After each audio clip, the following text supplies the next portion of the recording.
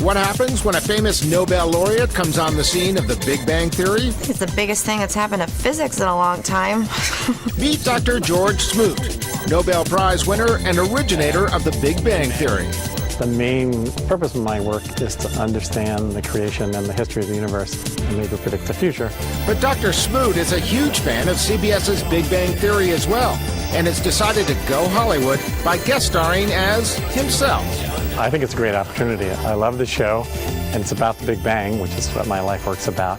It was very flattering to have him because supposedly he called and wrote and requested to be on the show, which is incredibly flattering. We thought, well, yeah, this is a guy that our guys would He's a rock star. He's a rock star They go in the see world. him speak, yeah. That being said, he's already been correcting my pronunciation of certain things.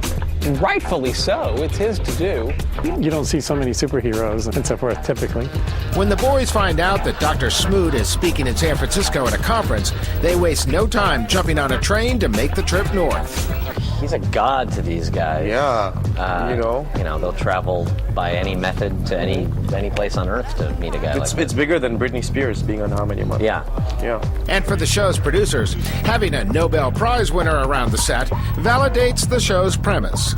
it's really cool having Very somebody. exciting. Yeah, that's the real deal. I mean, you know, we make fun of this kind of world and hopefully with affection, but these are the people that are changing the world. In fact, Dr. Smoot at times took it one step further, trying to inject a little of his own humor in the script lines. And when we win the Nobel Prize, you'll be back on top. Dr. Cooper, I'm looking for a brilliant, audacious man to help me carry on this work. You're just the person.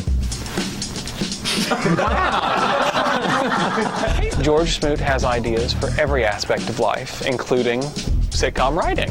And he had things to pitch. Meanwhile, there's poor Penny, who sits on the sidelines watching Dr. Smoot in an intellectual love fest with the Big Bang Boys. God, he's like in love with them, isn't he? Did he mention me? Did George mention Penny? He didn't, did he? You know, he's all about Leonard and Sheldon. I mean, doesn't Penny have a say in this? George Smoot?